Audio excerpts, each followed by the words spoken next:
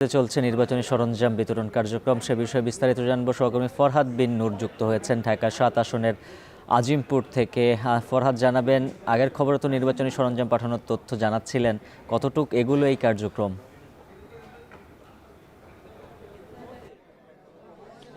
উজ্জ্বল হাফিজ, ঠিক ১২টার একটু আগে এই আজিমপুর গার্লস স্কুল অ্যান্ড কলেজে নির্বাচনী যে সরঞ্জাম সেগুলো বিতরণ এবং সংগ্রহ কার্যক্রম শুরু হয়েছে।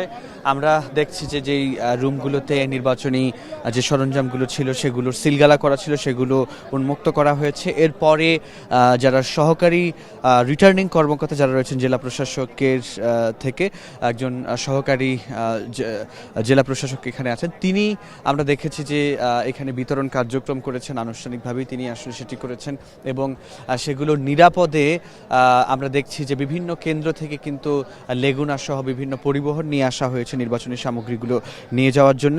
এবং আমরা দেখছি যে যখন নির্বাচনী সরঞ্জামগুলো সংগ্রহ করা হচ্ছে, সংগ্রহ করার পরে কিন্তু আমরা দেখছি লেগুনা কিংবা যে কোনো পরিবহনে যখন নেওয়া হচ্ছে সেখানেও কিন্তু আমরা দেখছি যে পুলিশ এবং আনসারের সদস্যরাও কিন্তু সেই গাড়িতে করে কেন্দ্র পর্যন্ত যাচ্ছেন, যাতে করে সেগুলো নিরাপদে কেন্দ্রে পৌঁছানো সম্ভব হয়। এবং সেখানে পৌঁছানোর পরে কিন্তু সেখানেও পুলিশ আনসারের যে সদস্যরা থাকবেন তারা সেগুলো নিরাপত্তার জন্য সেগুলো তারা দেখভাল করবেন। একই সঙ্গে আমরা এখানে দেখছি যে যারা বিভিন্ন কেন্দ্রের যারা প্রিজাইডিং অফিসার, সহকারী প্রিজাইডিং অফিসার, পোলিং অফিসার, তারাও কিন্তু এখানে এসেছেন এই নিজ নিজ কেন্দ্রের সরঞ্জামগুলো বুঝে নিতে।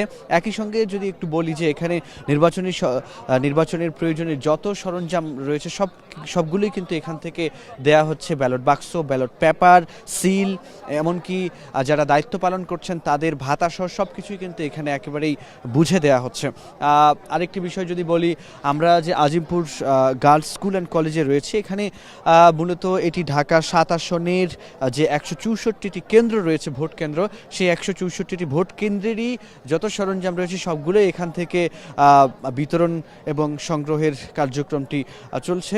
এবং আমরা যদি বলি যে এই ঢাকা ৭ আসনে ১৬৪টি ভোট কেন্দ্র, কারণ এখানে আমরা দেখছি যে ৩,৭৬,০০০ ভোটার রয়েছে। ভোটার সংখ্যা যেহেতু এখানে তুলনামূলক বেশি, স্বাভাবিকভাবে এখানে ভোট কেন্দ্রের সংখ্যাও কিন্তু বেশি। তো এই ছিল উজ্জ্বল আমার কাছে Azimpur government girls school and college থেকে সবশেষ তথ্য। এ বিষয়ে আরও বিস্তারিত জানবো। সহকর্মী শাহরিয়ার জামান পুলক রয়েছেন মিরপুরের পল্লবীতে, যুক্ত হচ্ছে তার সঙ্গে। পুলক, জানাবেন, ভোটার সরঞ্জামের নিরাপত্তা নিয়ে নতুন কোনো তথ্য রয়েছে কিনা? ধন্যবাদ। রাত পোহালেই কালকে ত্রয়োদশ জাতীয় সংসদ নির্বাচন, কিন্তু আজকে ভোটের আবহ শুরু হয়ে গেছে। আমি এখন বর্তমানে আছি মিরপুর পল্লবীতে। এখানে ঢাকা ১৬ আসনের এই কেন্দ্র থেকে কিন্তু রিটার্নিং অফিসারের মাধ্যমে পোলিং এজেন্ট এবং প্রিজাইডিং অফিসারের কাছে একটু পরে কিন্তু ভোটের যে সরঞ্জাম রয়েছে সেগুলো কিন্তু হস্তান্তর করা হবে। এখানে মূলত সকাল ১০টার পরেই এই সরঞ্জাম বিতরণ কথা থাকলেও একটু দেরি হয়েছে। মোটামুটি বলা চলে যে সব কিছু আয়ত্তে নিয়ে আসতে একটু সময় লেগেছে। এখানে যে রিটার্নিং কর্মকর্তা রয়েছেন, রিটার্নিং অফিসার কিন্তু এখানে এসে উপস্থিত হয়েছেন এবং রিটার্নিং অফিসারের হাত থেকে কিন্তু রিটার্নিং অফিসারের পর্যবেক্ষণে কিন্তু এই ভোটের সরঞ্জাম প্রদান করা হবে। এই ঢাকা ১৬ আসনে কিন্তু মোট ১৩৭টি কেন্দ্র রয়েছে এবং এই যে Mirpur Bangla school and college, এই কেন্দ্র থেকে কিন্তু সর্বমোট ১৩৭টি কেন্দ্রে যারা পোলিং এজেন্টরা রয়েছেন তাদের হাতে কিন্তু এই সরঞ্জাম বিতরণ করা হবে। কিছুক্ষণের মধ্যে শুরু হবে।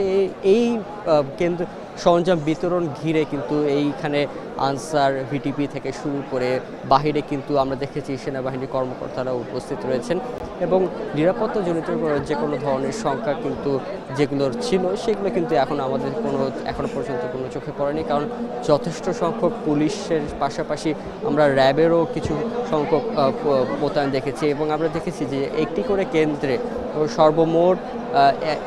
সর্বমোট আনসারের সদস্য ১৩ জন করে উপস্থিত থাকা হয়েছে এবং একইভাবে পুলিশ এবং র্যাব, বিজিবিরও সদস্য মোতায়েন করা হয়েছে। তো এই ছিল উজ্জ্বল আমার কাছে এই যে ভোটের সরঞ্জাম প্রদান করা হচ্ছে এ নিয়ে মিরপুর এলাকা থেকে সর্বশেষ। পল্লবী থেকে বিস্তারিত জানাচ্ছিলেন শাহরিয়ার জামান পুলক।